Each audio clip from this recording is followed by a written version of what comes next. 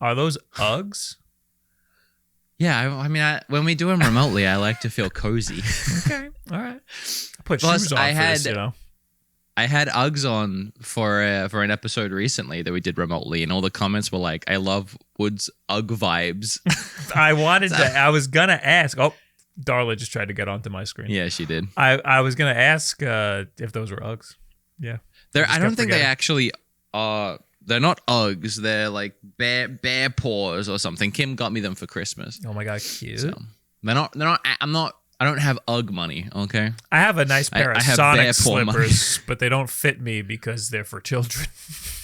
You should try and put them on right now. We'll be matching. I don't know where they are. Do you want to talk about? What do you want to talk about first? Actually, because we've got. Let's talk about high school crushes. Okay. All right. I weirdly always had a crush on Madeline, but the cartoon version.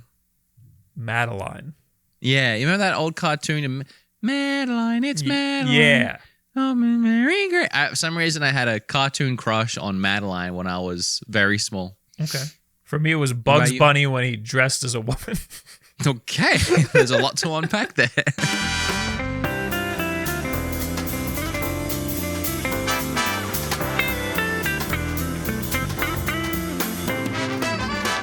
Let's talk about Tears of the Kingdom. We got a lot to talk about Tears of the Kingdom today, because we want to talk about how there's a lot of people talking about how it looks like Breath of the Wild. Those people, us, we think it looks a lot like Breath of the Wild. Yeah, so we already had a couple things to talk about today that wasn't this, but then when you and Hannah were like, let's talk about Tears of the Kingdom some more, I was like, good, because I saw something. We made a whole episode. We finally saw something in the trailer. We saw something. We made a whole episode, I think, last week about Tears of the Kingdom, and we're talking about Zelda. Maybe it was the week before, and it was like a bunch of stuff. I think we went through the whole direct, but there was a 60-second section where we talked about, does Tears of the Kingdom kind of look like Breath of the Wild? And, for TikTok and for socials, the editor, who we don't even tell him what to highlight, by the way, decided that was a fun conversational piece that might get some people to interact with it, and took that 60 seconds of the conversation and put it on social media. The TikTok did pretty well and had a lot of comments, and one particular that I saw was, these guys will do anything for attention, trying to say that Tears of the Kingdom looks like Breath of the Wild. Now, that wasn't the title. It's made from. I know. We're gonna get into it, but I want to clarify. Like, that wasn't the title of the episode. It wasn't the overarching point. It was a throwaway statement we made. But as Bob was just saying, so come on. I kind of wanted to get into that a little bit, because I haven't seen it happening much yet. And I think mostly because we haven't seen much of the games. So I think it's a bit unfair to start jumping down Nintendo's throat and being like, you've just made Breath of the Wild again. But the way things are tracking, I can totally see that being a conversation that's going to come up. You're going to see, when the game drops, a lot of YouTubers, a lot of articles with titles like, is this just Breath of the Wild again? Is it just DLC for Breath of the Wild? Is this really worth it? Essentially the same thing that happened with God of War and God of War Ragnarok. I can see this happening again. It's already happening. So last night, Hannah was looking stuff. She was watching. She always watches like a bunch of YouTube videos to like try to get ideas for the podcast. And she was watching one that was literally this conversation. And oh my God. When we do that voice, do you know sounds? Do you know sounds? It was that guy. Oh, really? We materialized. It was the sounds guy? We materialized that voice, and he was basically, having this conversation. Do you think Breath of the Wild is like the same thing as the thing? And it's like freaking 25-minute long video of a guy just was talking it good about content, or was it what the TikTok commenter was trying to say we were doing? The guy was basically explaining what we're about to spend 25 minutes explaining. All right, well, it's basically, we're here.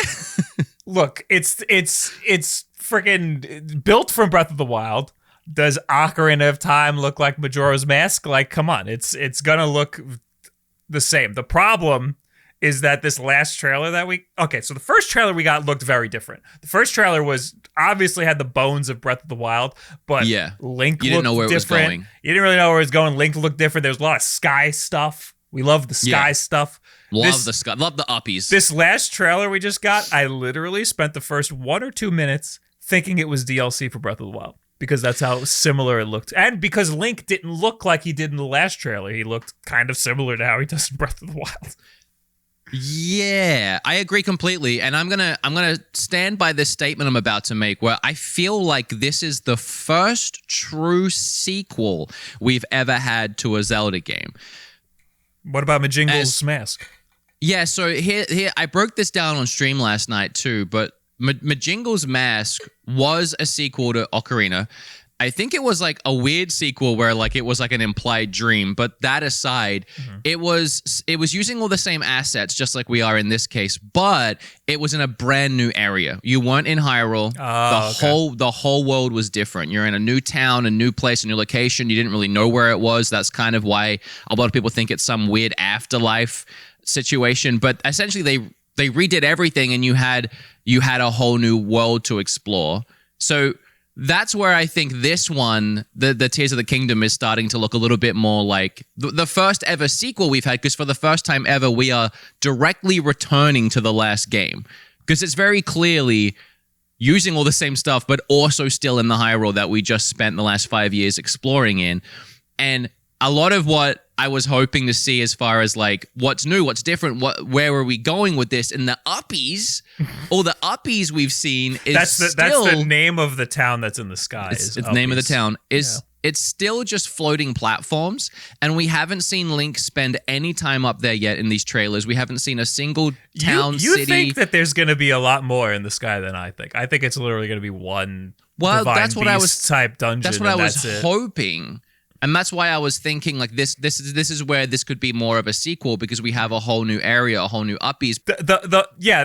Hyrule looked pretty much the same. A lot of the enemies and stuff looked very similar. There's new enemies and whatever, and there's some new stuff that Link could do. In the beginning of the trailer, they had the Blood Moon thing, where what do you call that when all the enemies respawn and stuff? It's Blood Moon. Yeah, that literally just happened again. So I was like, okay, this is Breath of the Wild. The only thing that made me go, oh, okay, this is gonna be different now, is the like vehicles you build. Yeah, but all of that stuff again goes into like, could you have just implemented that into Breath of the Wild, which is essentially what they've done. I mean. Yeah. This could just be, because in the DLC, the actual DLC for Breath of the Wild, they added a motorbike. Yeah, but this looks like there's a lot more building mechanics. It would be like one massive DLC. No, definitely. I mean, Breath of the Wild is such a big game already. Like, yeah. I think it's worthy of a sequel. Now, this sequel just so happened to cost more than the first game, which is another conversation. The most expensive DLC that's ever been made. Yeah, and that's another thing. Like, okay, I want to say, though, we haven't played the game. We haven't seen much of the game. I'm still expecting to get a Zelda Direct. There could be loads of stuff hidden away that they haven't shown yet. Whole new areas, an expansion to the ground of Hyrule, an expansion to the uppies of wherever we're going that we just haven't seen. We're working with what we have right now. And I'm not saying it's not going to be enough content to be worth it, but I don't think anyone can look at this and not say that it looks like DLC for Breath of the Wild, because currently that is all we have seen. Yeah. No, which is fine. I think that, honestly, the building stuff is enough to change the whole game, because right now people spend thousands of hours in Breath of the Wild just messing around with the physics. And having the ability to build stuff and use that to traverse changes the way people are going to spend thousands of hours playing this game. It's going to be like a little tiny Minecraft inside of their Breath of the Wild. Yeah, definitely. I mean, yes. I think are you putting a lot of stock into this having crafting elements and building these things? Because it kind of, to me, just looked like two vehicles. I think that there's going to be different ways you can put them together, and people are going to use that. Was that implied at all? Or are you just... It shows him putting it together. It does? I'm pretty sure. Okay. All right. I got to look at that trailer again. I'm putting a lot of stock into the I don't know, because I don't want to say it's going to be like Minecraft. I don't want to say that you're going to be building everything, but I think that the small amount of building that's in it, people are gonna run with, and they're gonna do all sorts of crazy stuff with it, and that's gonna be the meta for the game, for like the post-game stuff, where people usually just mess around with like blowing shit up. They're gonna mess around with the different types of vehicles and the different shit you can build. Which only sucks for me because I'm not a creative person in that way. And I feel like I'm going to be missing out on a lot of content that a lot of other people get to enjoy. I feel like it could be fun. I mean, I didn't get that far in the original Breath of the Wild. I'm just quickly watching this new trailer to see I forgot about the grinding on the rails. Oh, yeah! That I does like look that. really sick. I'm a big time I really feel Sonic like Adventure fan. There is so much that we haven't seen yet. They just showed a quick shot of like an arrow. So you literally just see him pull one of the wheels out of a river, and then he's just driving the car. I never put two and two together there with that first shot is him pulling out the wheel. Okay, so we don't actually see him crafting the thing. We just see him pulling the wheel out, and then he's driving the car, and then there's another shot of him in a very similar vehicle that is flying in the uppies. It could be like a predetermined story mission, though, where it's like, go get these wheels and hook him onto this already built thing that I've been working on. That would be very upsetting. So it looks like in the previous trailer, where we got a lot more, he had, you saw more of his arm thing and some of his arm abilities, and he had there was like a meter for his arm ability stuff. Mm-hmm. And it looks like the vehicle runs on that green energy that meter or arm. It has gas. It looks like it's similar to, maybe it deteriorates. Maybe it's going to break after using it too much. Yeah, I hope if they add in building, they at least add in like crafting and being able to recraft your weapons when they break. I want to see how they handle that. Well, the Master Sword supposedly is broken already. This game starts, it's broken. So yeah, already people are going to be pissed about that. I guess that makes sense though, because the whole mechanic of like rotating through all these weapons, these breakable weapons. If you were to start a Zelda game from scratch and Link already as a sequel, and Link already had the sword from the last game that never breaks, it really wouldn't lead to much exploration with weapons at that point. You kind of have to take it out of the player's hands somehow. Yeah, I think we both talked about how we didn't hate the fact that the weapons broke. We thought it was a good way to make it so that you had to use a bunch of different weapons. Yeah. We just wished that they didn't break as often, or there was a way to like enchant them so that they didn't break or something like that. Yeah, no. Like after a certain point, like I've used all the weapons. Like let me pick the ones that I want to use. I would like just them to last twice as long, because sometimes it's ridiculous, and to be able to repair weapons. Like when they break, they drop like fragments that you can pick up, and then you can take that to a crafter and they can rebuild it as many times as you want. Yeah. That's what I want. I think another reason this game looked a lot different in the first trailer was because of that like arm meter, and it looked like he had like a bunch of new abilities and stuff, and in this one he has new abilities, but a lot of them are like very similar to the old abilities, so like it still kind of feels like Breath of the Wild. But I mean, I think we've said before that like, I mean, if it's more of the same game, it's still going to be good, because Breath of the Wild is so good. It's still the top rated game on Metacritic for the Switch. I mean, so true. I think it's always going to feel like Breath of the Wild anyway, because they've never done a sequel like this before. We've never been treated to this. I mean, we're so used to going from, what was it, Twilight Princess to Skyward Sword was the next one. Yeah, they called it sequel to Breath of the Wild, which kind of knocked me back a little bit, because I was like, have they done that before? And then I remembered, oh yeah, Majombi's Mask. But Majombi's an Ocarina, which is kind of... But I guess love Nintendo. I love how they repeat history all the time, because Breath of the Wild really is changing up Zelda in a new way, just like Ocarina did, and then that got a direct sequel, and now this one's getting a direct sequel. Yeah. Look, did Ocarina of Time look like a Majora's Mask? Yes. Is Bugs Bunny good looking when he's dressed as a woman? Absolutely. Okay. Did I have a crush on a cartoon character when I was 8? Probably. Who didn't? Maybe.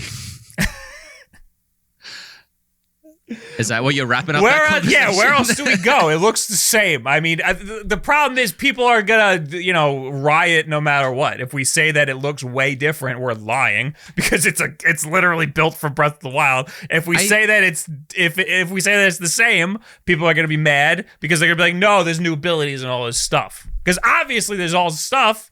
But it does kind of look like Breath of the Wild. I think we're allowed to. We're say damned it if we looks do. the We're same. damned if we don't. I don't.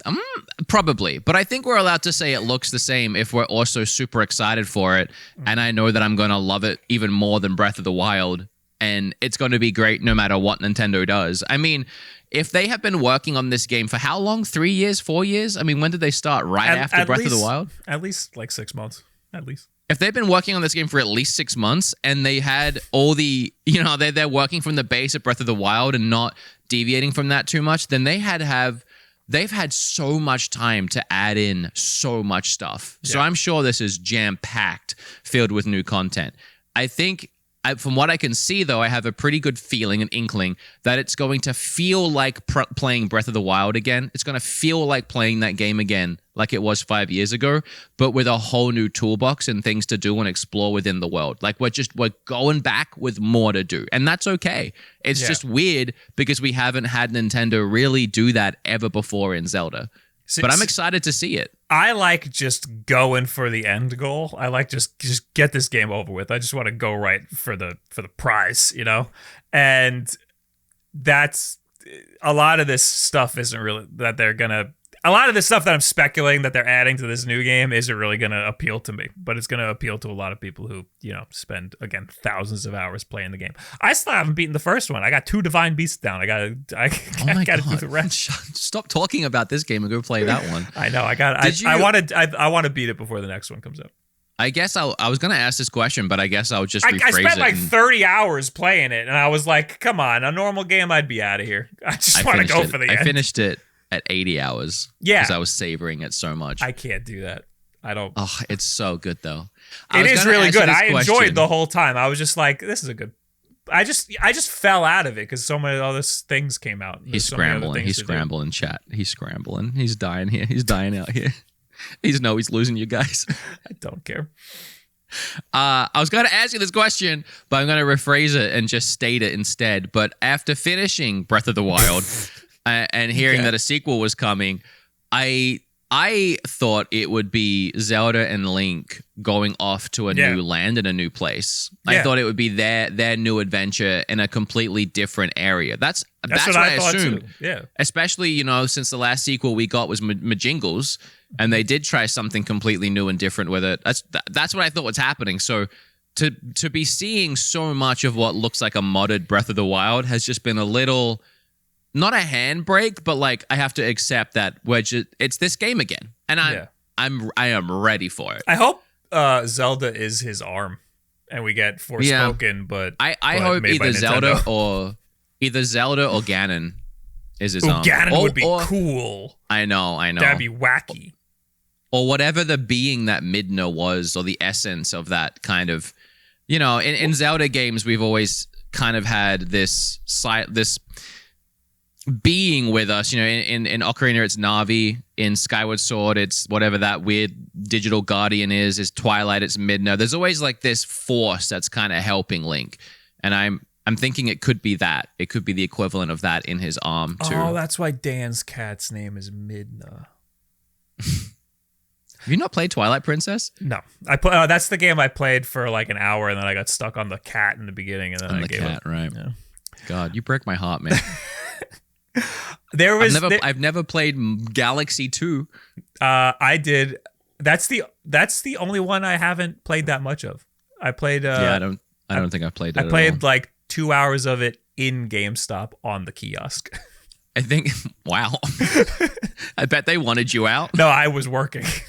Oh, okay. I bet your boss wanted you to work. No, it was between a midnight launch of I think like a Call of Duty game or something. So like the store was closed. You worked at GameStop? Yeah, we've talked about this on this show before.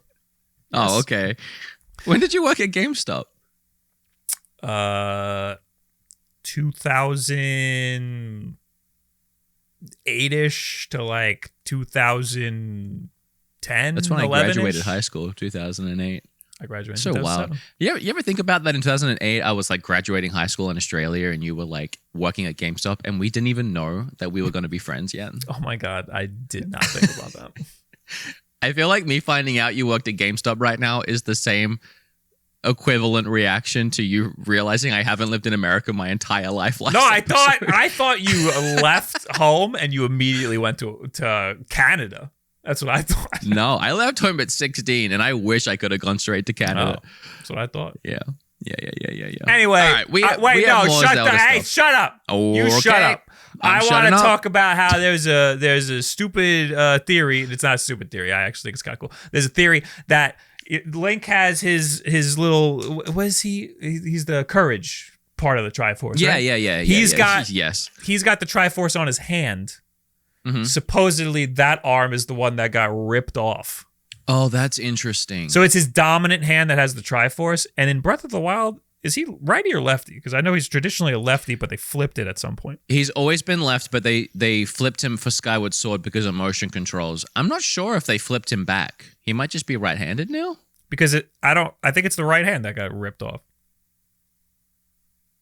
Let me Google if Link is left or right-handed in Breath of the Wild. The theory is that he's borrowing this power from someone else because he lost his power of courage, or it could straight up be Zelda, and she's using her part of the Triforce in his arm or something like that, or it could be Ganon. But then who are you fighting? Oh, yeah, he's just right-handed now. Okay. So Skyward Sword, they switched it because of the Wiimote, and now he's just right-handed. I kind of hate that because I'm left-handed, and that was something I always really liked about Link. He was left-handed. It was the Twilight Princess when they put it on the Wii, right? That's what it was. On the GameCube, he was left-handed, and on the Wii, they flipped the whole world around because they wanted it to be right-hand dominant. Yeah, that is crazy, isn't it? If you played one of those games, you played it flipped. Yeah, you had to literally, and if you played it on GameCube and then you bought a Wii, it's like you're playing mirror mode. The whole game is flipped. That's kind of sick, actually. That's their solution. There's what do we do? Everybody's gonna be right-handed. Yoink, and then it's just horizontal flip. So now this would be way more interesting if it is Ganon's arm, because I don't know if it actually works in regards to like. You have whatever is on your arm and not like what's in your heart, right? But if he now has Ganon's arm, he'd have like the power part of the Triforce instead. That'd be and maybe through the story, he's like fighting like the corruption of his arm, like trying to take him over and like become the new Ganon kind of thing. And then there's two endings. You could be Ganon or not be Ganon. Oh, imagine a multiple ending Zelda. Hey, when we're talking about theories too, have I talked about my theory how these two games, Breath of the Wild and Tears of the Kingdom, are the prequels to Skyward Sword? No, I have not. So I don't understand the time. I mean, I don't understand the timeline. I know that there's like multiple fragments and paths that the timeline could take. Then everybody's got their own theories. All you need to know about the timeline right now is that the current first game in the timeline chronologically is Skyward Sword. That is supposed to be the first iteration of Link and Zelda. Okay. Weird. But at the beginning of that game, they tell a story about how the land below was corrupted by a great calamity, and they all fled to the sky, and that's why they all lived in the sky in that game. And then Link ended up falling out of the sky and going back to the earth and saving it, and then everyone migrated back down. But my theory is that all of this that's happening now is what is destroying, or whatever is classified as destroying, the Hyrule and the ground below. We're already going up into the sky in Tears of the Kingdom. Right. So is this the story that was told at the start of Skyward Sword? I think so. Oh. But was it in Breath of the Wild, Link was asleep for like 100 years, right? Yeah. So that's this is so deep. This is so old to the story that there's been how so much many earlier before Skyward Sword is this story? There's so many different iterations of Link and Zelda at this point. I mean, I don't know where the years fall into the years. There's Wind Waker, there's literally Zelda is a pirate. So like I don't know if you want to try counting out all the centuries, but yeah. You know what I've been spending my time doing? I've been watching the lore of Mega Man. It's this guy who he uploaded a video of him just talking about the lore of Mega Man. It's 8 hours long, and I'm about halfway through it. It's Mega Man, Mega Man X, Mega Man Zero, and Mega Man Legacy. Is it good? Legends, Mega Man Legends. It's wacky and stupid and crazy, but I don't know why. I love like Mega Man? 90s like cringe like story arcs. Like what they used to just design characters and then they go, I don't know, he's from space, and then they'd figure it out later. And then they'd make the lore later. That I love that stuff. Did you see that Jordan uploaded a 7.5 hour long video about Jimmy Neutron? Yes. He told us he was going to do that. And we were like, you are crazy. I know, that's insane. I was like, Jordan, why are you uploading this? And he's like, because there's a lot to talk about. And I was like, okay, that's a good answer. I don't know what I was expecting. You'll have to start that one after your 8 hours in Mega Man. I do. I got a lot to go. And I got to beat Breath of the Wild. That's like, what, another 40 hours? So I'm gonna, and I saw you asking Bingle about this, which worries me, but I'm gonna do Breath of the Wild crowd control. I'm not. I asked, what? Why? You want to explain that?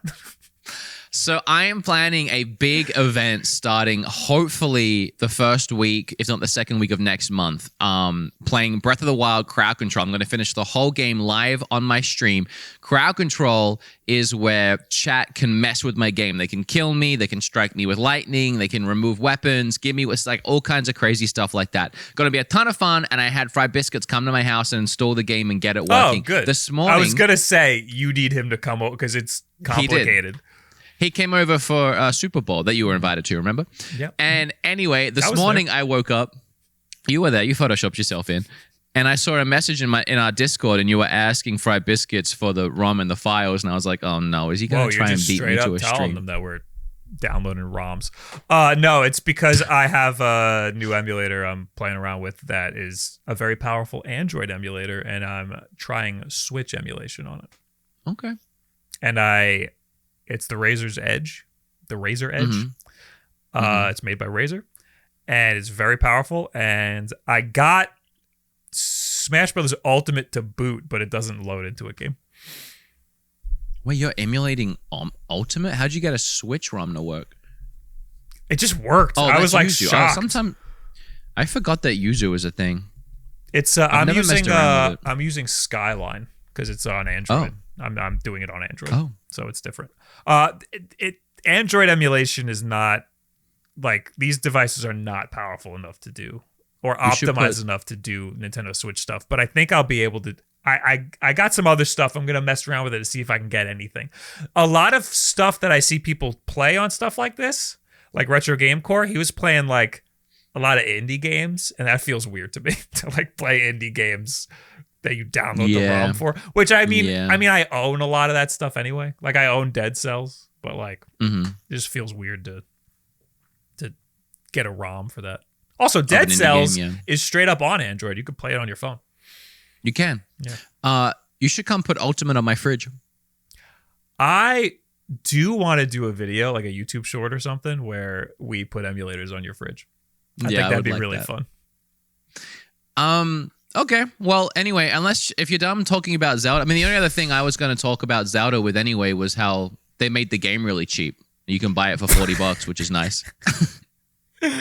Yeah. We talked about the vouchers. We spent 2 whole episodes talking about vouchers. Yeah, we spent a lot of time talking about vouchers, but honestly, fun conversation. In fact, rewatching our last episode, we didn't watch it back before we put the disclaimers at the start and the end. Let's explain a little bit. Last episode, we recorded before the Nintendo Direct happened. Yes. And we spent the whole time talking about Nintendo Switch Online and how that service could be better. Part of that conversation was about the vouchers. And I have to say, we got a lot of stuff right, even though we had no idea that the Direct That's what I was going to say. We talked about the GBA stuff and like what I'd want to see. Yeah. And then we like did a whole disclaimer at the start saying, hey, look, we know a lot of this stuff's going to be outdated. But then we ended up pretty much hitting the nail on the head. Someone even pointed out the games I listed off for wanting to be on the GBA service was scarily accurate. Yeah, no, for real. Which, yeah, it was good. I like how that turned out. But you really did not like the idea of the vouchers. And then I think you like it more now that Zelda's $70. But it's still like kind of a weird system. Well, it's also, I was thinking about it today too. I was like, I'm being too harsh on these vouchers because like $70 for a game, the vouchers are $100. You're essentially there. 70, 100, what's the difference, right? $30, that's a whole nother game for $30. That ain't bad.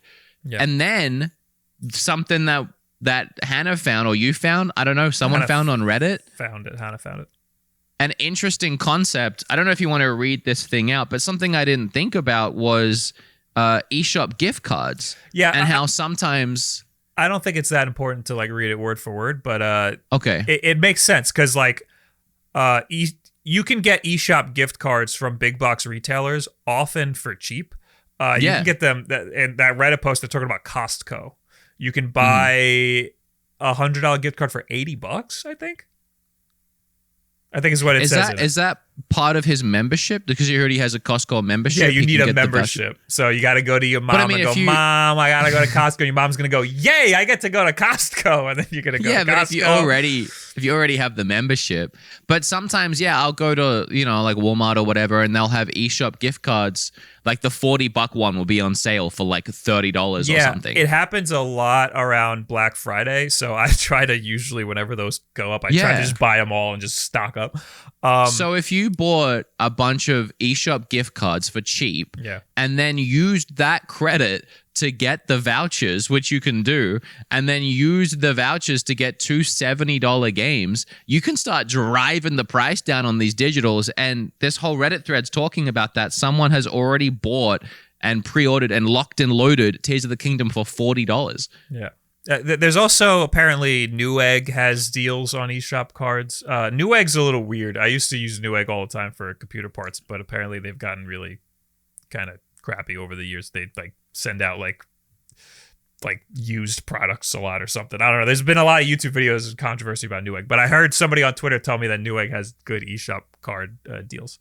I've seen them on Amazon before for relatively cheap. I wouldn't trust these. There's some services where you can like buy used gift cards. Like you could sell your used gift card, or like you could sell a gift card for like a little cheaper than it costs, and then somebody buys it. Those services seem weird to me, but if you want to take the risk and wheel and deal, you could do something like that.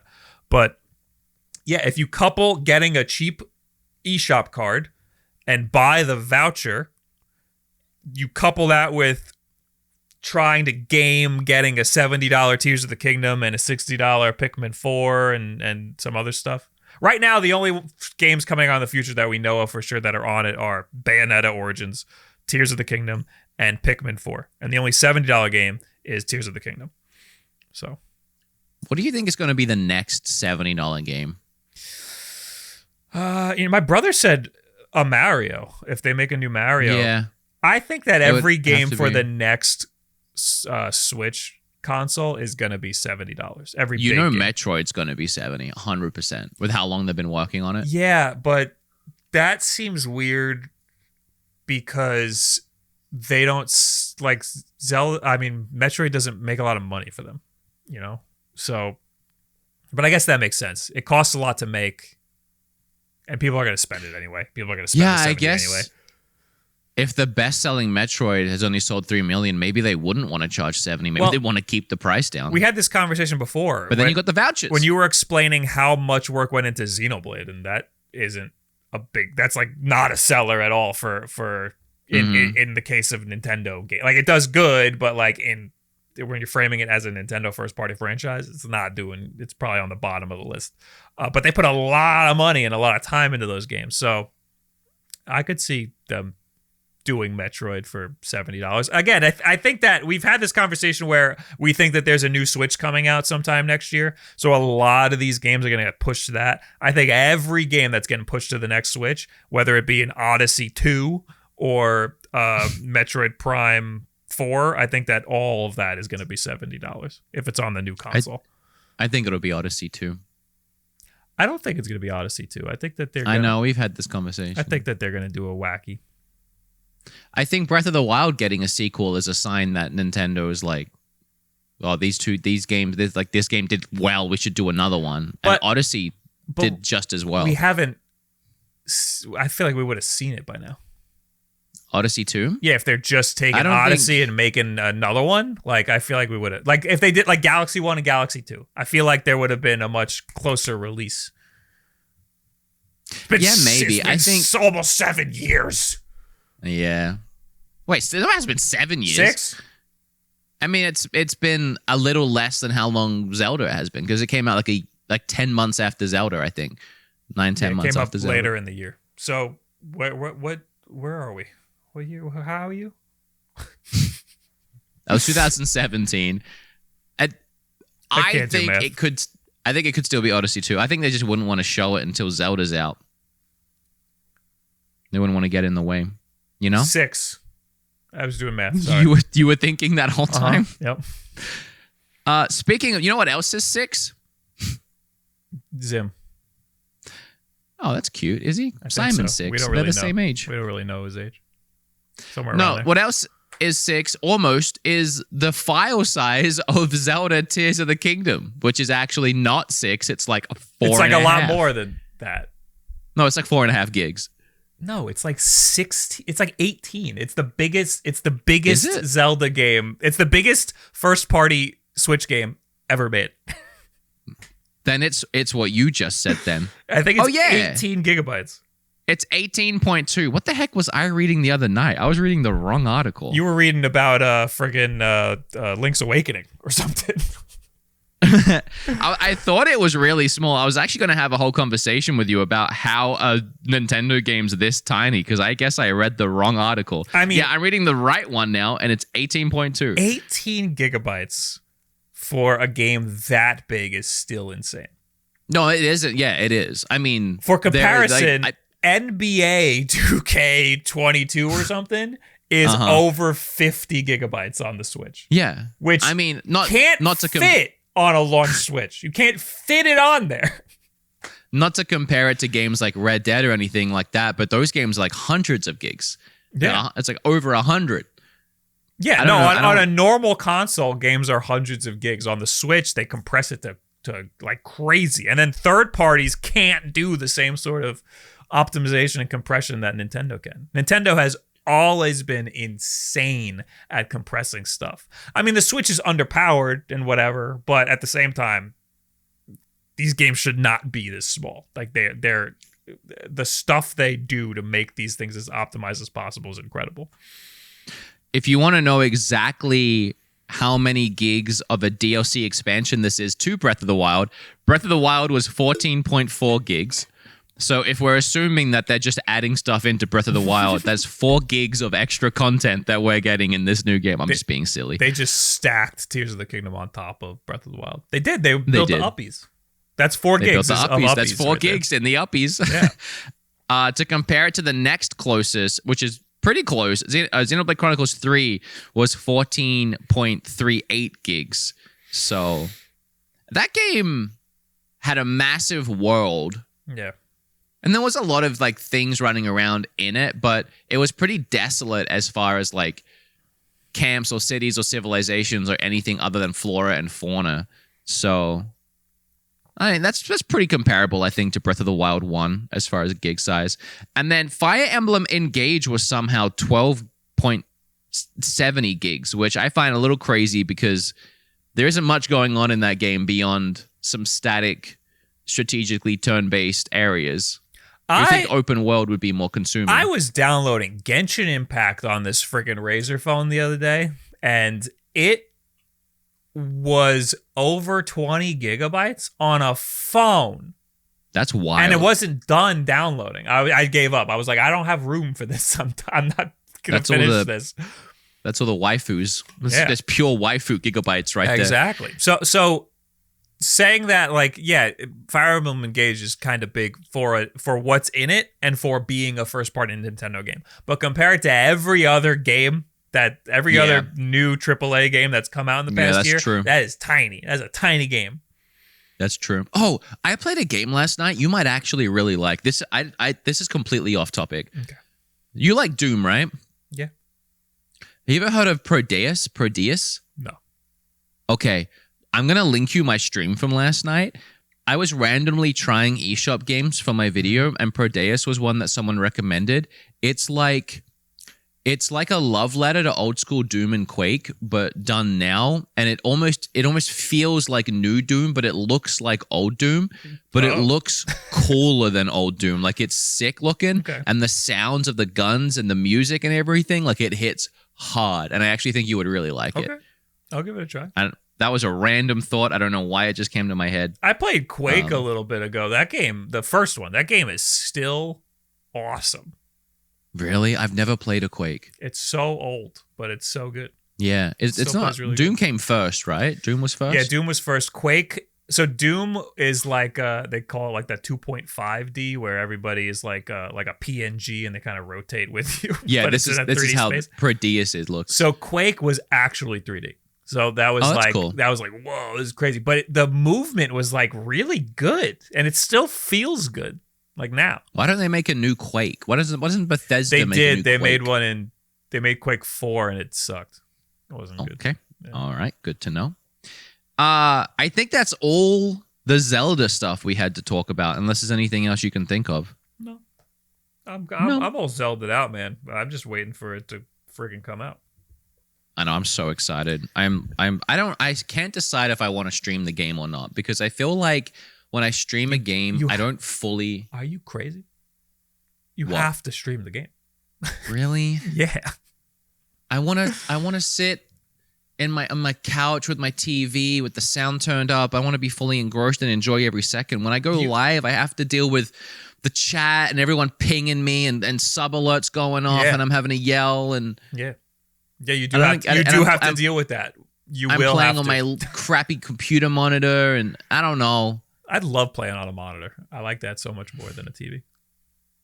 I feel like with how I am, my experience of the game would be a little ruined playing it that way, but I do know for my career I should play it that way. Maybe that's why I don't like big expansive games, because I don't play games to relax. I like to sit up and be like, I want things to be constantly happening, because I'm engaged in it. I'm like fully I like engaged. relaxing. I like sitting back, enjoying my time, exploring Hyrule. And I know I'm not going to play the whole game on stream. I'm going to play a ton off stream too. Right. Yeah. I mean, this game's going to take you a long time to beat it. So do I do 2 save files maybe and just do one on stream? I was going to suggest that, but the game is so big. You might as well just weave in and out, do some on stream, some off stream. Do I have to start it on stream? I probably do have to start it. That on stream, you do, right? Yes.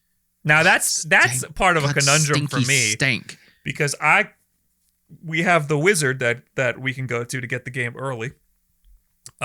Yeah. And in that case, it would be physical.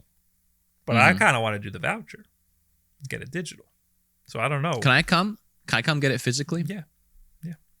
Can we get it like in the morning? But then how are you drive home? No, because it only comes at a certain time. Like it'll be there. The wizard only conjures. The wizard's at only there time. in like the middle of the day. They'll be like, come back later if the wizard's not there. I might just grab it from Australia then. Mm-hmm. Yeah, that's a good point. Can you get a voucher from Australia? Well, probably yes, but then I'd have to pay Australian prices for everything, and everything's way more expensive. Yeah, never mind. I wonder if could you get the probably not. The voucher on like a US account and use it in an Australia account? Definitely not. I know the voucher was a thing in Europe for this whole time. It never went away. So it might not even be available in Australia or Japan. I use my Australian eShop all the time, and I've never seen anything there about a voucher. I also don't know if Breath of the Wild is going to be more expensive. Like, I don't know if Breath of the things are already expensive in Australia. Breath of the Wild might not have gone up in Australia. I remember hearing that the $70 price tag is an American thing. Oh, that's interesting. Well, it's probably still like $130 in Australia. Yeah, everything's expensive over there. You know how we were right about so many. Actually, we have been crushing it lately. We've been right about so many things. Yeah, up here, up top. Boom. You want to actually? We can line it up on the monitor. We can do. That's what I was doing. Okay. Another discourse I saw online. I think this was on my own tweet. Actually, I was like, I tweeted about Metroid Prime and how I loved it because it was more than just a remaster. It was closer to a remake. And then there were literally like you upset a nerd. And they will be pinging your Twitter for the next week. Like I'm constantly getting re-mentioned in this discourse that several people are having about whether or not it's a remake and if it's okay for someone else to call it a remake and to not hurt my feelings because I just wanted to make a statement. And that's such nerd shit. Like the nuance between a remake and a remaster. Like just because they said it's a remaster, we have to call it a remaster. And then it starts divulging into like, I'm not arguing. I was trying to make a point. And then, like, oh, why did that guy block me? It's a whole thing. But we, on an episode, even talked about how it looked like more than a remaster and it was a remake. And then once again, either you or Hannah, I'm assuming you. No, I put this. I put somebody. So during my other podcast, somebody linked me this Reset Era article that not article. A guy posted on Reset Era in 2019, and he talked about how they're making the Metroid Prime trilogy because that's been rumored for a long time. We knew that they've been working on a Metroid Prime trilogy. This guy posted, hey, I know I'm close to the development. I'm sick of people saying misinformation. They're redoing a lot of assets, and this is closer to a remake is basically what this guy said. He's basically validating everything that we said, so it made me feel good, and I wanted to put it in here. So it's a very long thing. It's very long, but I'll read a little snippet. It was designed from the beginning as a full asset remake of the original Metroid Prime trilogy. They didn't want them making any changes to the design. They just want a one-for-one remake of the original games with new art built to modern standards, down to them even reusing the original collision meshes and just replacing the art. And that was... They didn't want to mess with perfection was the next sentence. And that was exactly what we were saying when we were watching the trailer. That I kept saying, like, these animations are one for one. Like, they have not touched or remade these animations or these cutscenes or any of this. And yet all the assets and all the things that are being used in them look completely new, completely different.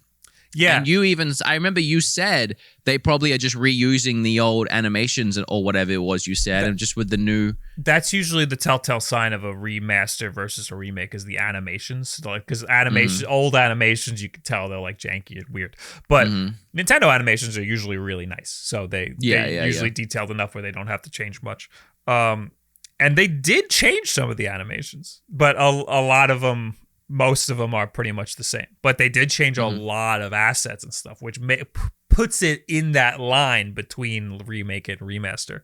But I think one of the interesting parts is he talks about how Retro started developing these assets, which is what we were talking about, how we think, or I was thinking that Retro was probably working on something and then when they got their hands on Metroid Prime 4, when they were forced to work on it, basically. They were probably already doing something with the assets of the original Metroid Prime to like bring it up to modern standards. And then they were like, oh, we have all these assets. Here you go, Iron Galaxy. I think it's Iron Galaxy. Here you go. You finish the remaster or whatever. It says right here, just so people understand what this is and what it isn't, I just want to clear up the history here so people can make accurate judgments about this project and whether it's worth their money. To start, every rumor that's supposedly leaked about Retro the last several years has been complete bullshit. The stuff about them doing Star Fox Grand Prix, remember that? And Labo stuff was complete bullshit. The only thing that was accurate was the rumor that about the project they've been working on since Tropical Freeze released was canceled. That was true. I don't know what the hell they were talking about. After that, Nintendo had them start working on this project, the Metroid Prime trilogy. It was designed from the beginning to be a full asset remake, which is what you said. Yeah. And then an interesting thing I just read is you even compared it to Demon Souls, that remake, and how it was similar. Right at the end here, he said, there's not any new added content to my knowledge, but all the art assets have been completely rebuilt from ground up, a la Shadow of the Colossus / Demon Souls remake. Hell yeah, baby. This is from 2019, baby. We were sorry, it's from 2021. It's from 2021, but still. 2021. We've been on fire lately, I feel. Woo! Just absolutely smoking it. Yeah, but at the point industry where insiders said, right here. What do you call that? Or industry, what do they call that? Industry psychics? Sure. There you go. That's the new term. We need a shirt. Yeah. But at the point where this guy's saying they wanted a 1-for-1 remake, that's what I was and we were trying to say. It's a remake. It's a 1-for-1 remake. So I don't know what you want to call that. I don't know where you want to find the terminology here, because I know remake implies something like Resident Evil 4 remake. Or, they officially call Last of Us remake. They officially call it a remaster. So they're calling it a remaster, but I think that is because of the confusion around all the terminology, and if they had called it a remake, people would have expected way too much from it. Right. They would have expected it to be like Resident Evil 4 remake. You would have been like, oh, this was a lazy remake. Yeah. It's not a lazy remake. It's an impressive remaster. Yeah, I'd like to call it a remake, but they called it a remaster, so we have to just use the terminology that's on the box. Fair. But it is more than a remaster. You can't expect other games with the label remaster to look this good. I think the terminology here would be 1-for-1 remaster. I think that would be what you'd have to, because it's more than a remaster. No, 1-to-1 remake. 1-to-1 remake. Yeah, okay. Yeah, sorry. 1-for-1 remake. Yeah. 1-for-1 remake, yeah. Yeah, because Capcom's doing some weird stuff. Like those are full remakes. Those are completely different games. They've made so that needs to be like what's the opposite of 1-for-1? 0-for-0 remake? Yeah, just ground up. This 0-for-1 remake. Yeah, rebirth. I was trying to find. Yeah, okay. I was trying to find Resident Evil 3, the original, to play, like a way to download, because I was trying to prove a point about emulation and how emulation has its purposes. You can't get Resident Evil 3 right now. The only thing that's available is their remake. So if you want to find those old Resident Evil games, you can't. But I guess it's the same thing with Metroid. You can't play the original Metroid. You have to buy a GameCube and buy a used copy of Metroid. Why are those ROMs particularly? Why? I don't know. I don't know why they're not available. Well, okay, so Resident Evil 3, I can't find. You can't download it anywhere. Resident Evil 1, I think, is on like PlayStation Plus Premium or something. I haven't checked 2, but I was trying 3 for some reason because I was trying to prove a point. Why are you trying to emulate things? That's illegal. That's my point, is that it's illegal, sure, but is it wrong? Because if you can't, we'll let you decide. I'm trying to give you my money, but you won't take it, so I'll just take it myself. Fuck it.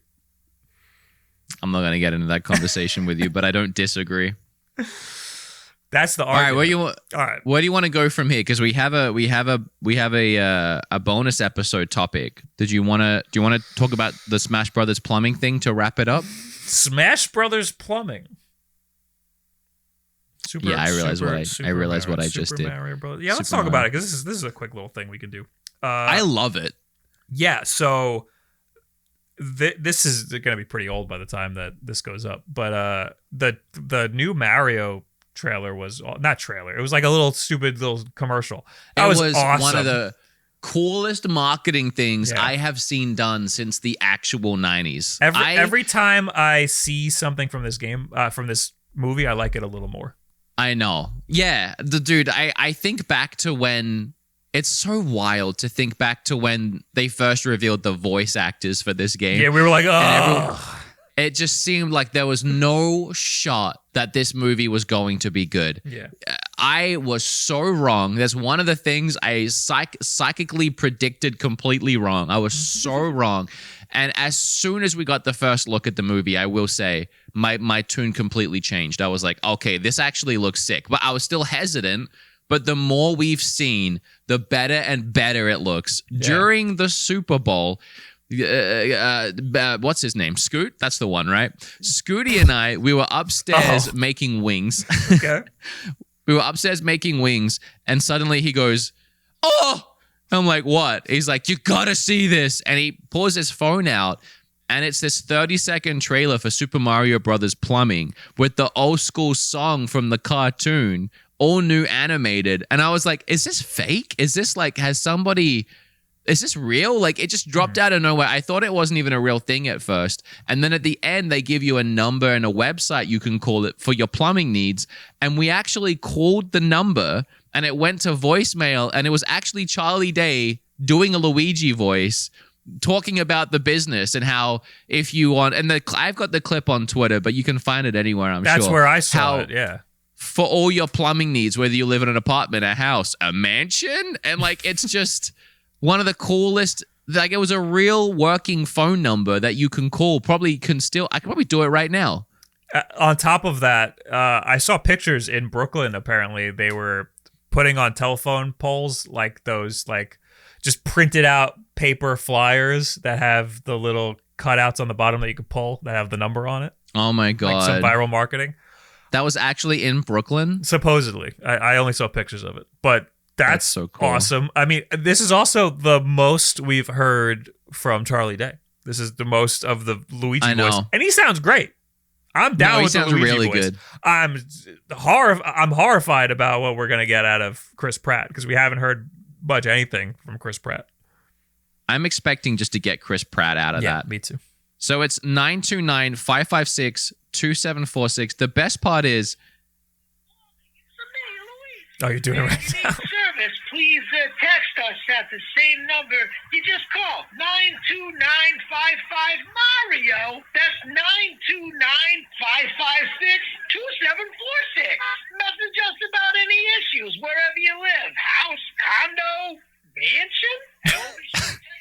It even says, you know how it has like location? It says mansion. It says the call's coming from New York. Oh, like, it's so freaking cool. Yeah. And then the actual trailer, the little thing itself is so awesome. Yeah. It's the original song from the cartoon, but reanimated. And the woman in it is apparently voice acted by the original Princess Peach voice actor from the cartoon. Oh my God! And she says Mario. Can you believe it? I'm so validated. I can believe it. It's so good. Everything we see, there's so many references and Easter, like more than you would think they could feasibly cram into a movie and it not be corny. Yeah. But they're managing to do it so far so well. Kim and I also went to go watch Shrek for Valentine's Day in the theater, and they did a preview for the movie, which got me even more hyped. Shrek or Puss in Boots? Shrek 1, baby. Really? Okay. Yeah. The sweetest love story of that human man has ever told. And yeah, at the start, there was obviously trailers for movies. And when that trailer came on, the very small cinema we were in fell silent. And it was like we've seen like a bunch of trailers. This was like a theater edited trailer. And it was all of the trailers combined into one big long one. And I was just in awe watching it on, like, getting that taste of watching it on the screen. I was like, this is going to be so sick. I cannot wait for this movie to come out. It also just got a runtime. It's going to be 90 minutes, which I think was totally, I would have bet a lot of money it was going to be exactly 90 minutes. Because it's animated, you got to, they're always an hour and a half. Every second is incredibly expensive. Yeah. No, that's a perfect length for a movie too. Yeah. No, also, fun little side piece. The movie we went to was like a local movie. They only have like 2 locations in PA and like the world. So like all of their previews are like things that they've like shot themselves, like for like turn your phone off during the movie and all that stuff. Yeah. It all looked horrible. There was like one part where they showed a phone and the person was holding it, and they tried to track the image onto the phone, and it was like it was missing the phone. It was like so good, but there was one part where the music was playing, and I was like, "What's that?" I can hear in the background of this. Audio Jungle. Jungle. I was like, no, they did an Audio Jungle. They stole the song. Oh no! I was so happy telling Kim that I noticed that. That's so sad. It's funny. All right, that's a fun episode. All right. Yay, we did it. We're done. Thanks Hey, for look, hanging we out. went a whole. Oh wait, can I? We're at the end. Can I quickly address something? Sure. Reading feedback again. I read something recently about sponsorships. We haven't talked about this yet, have we? No, we have not. So I was looking at the where I found it was on iTunes. I was about to tell you guys, hey, can you rate us 5 stars? Leave a comment. I was actually going through some of our reviews. I saw we had like 500 reviews, which is so great. Thank you to everybody that's supporting the show that way. Except this one guy. Well, we have like 4.7 stars because we've been dragged down by a few low ratings, which is fine. You can rate it whatever you want. I don't. It's your podcast to rate. Good. I'm Yeah, happy no, with that. I'm happy. The only thing that bummed me out was literally all of the low reviews were all commenting on our ads. There was even one that said, I love this podcast. It's my favorite podcast, but I'm voting it 2 stars because of how long their ad reads are. Yeah. So I just want to touch on it for anyone that is getting annoyed by them. I know that the history of ad reads for us, whether it's Trade or Tokyo Treat or whatever it is that Bob and I have done, they've been really long ad reads. Like usually all that's expected of us is like a 30 to 60 second read, even here on the podcast. But the same way that we do it on our main channels, we try and get the ads done as quickly as possible. But Bob and I just happen to have Trade and Tokyo Treat more than anything. These sponsors that we really love and we use a lot. It's coffee and snacks. Yeah, we're genuinely excited about the stuff that we're talking excited about. And we end up getting a little carried away. And like when we're opening things, the bits can run for 3-4 minutes while we're sitting there munching and chewing. And I'm not trying to edit it all down to 30 seconds. I'm trying to let it play out because I think it's fun. You know, we're engaging with it. But I think a lot of people appreciate that, but then a lot of other people just know the content is revolved around a paid ad and they don't want it. Yeah. They just want to skip through it and they just want it to be over. And when they're having to skip 5 minutes of an ad read, it can feel a little tedious. So I'm just going to say that we've noted that a lot of people don't like it. We're going to try and keep them shorter. I can't promise they're going to be just us looking at our phones going, thank you to our sponsor, blah, blah, blah, blah, blah, we have moving to make on. them fun. We have to. Yeah, it's Bob and I, you know, we like making things creative and fun and having fun with everything, but we will try to keep them down to shorter lengths, to try not to do the 5-6 minute ones. Because I know they do get a little crazy. There's been a couple we got egregious with them, but we'll try and keep them down to a couple minutes to a few minutes. Also, you know, we only have one sponsor an episode every like couple episodes too. So, you know, there's a lot of episodes that don't have us. We've had more episodes without sponsors than sponsors. Right. But when we have them, we'll try and keep them shorter. And I just wanted to address that because I want those 5 stars. Thank you. Thank you. Thank you. Thank Appreciate you. it. Thank you so All right, much. like, Thank comment, you. and subscribe if you're watching on YouTube. you. And if I can sponsor Thanks. us real quickly, make sure to grab a sweater. Thank you so It's much. still cold out. You know, Thanks, you can grab it guys. at links down below. T-shirts you. and mugs are coming very Thanks, soon. guys. I Thank know you. you guys have been asking for those mugs. Bob's busy Thank you designing so the coffee much. mugs. Thank you. I've never heard about a coffee mug before. This is the first time hearing about it. Thank you. I realized we don't have coffee mugs, and why? That is such a missed opportunity. I don't know. Oh. Do you want to No, we actually... I threw some ideas out there. Very early. Let's do it. Yeah, Let's do it. Let's talk about it after. Okay. And then Thank you. Patreon. Thanks. We're about to do our next Patreon bonus episode right now. guys. There is 39 thanks. bonus episodes. That's how many hours of content is that? 20 Thank hours you. of content you can get if you paid $5 right now. Thanks. Thank you. Patreon, Nontendo.com, whatever. All right, bye. Bye.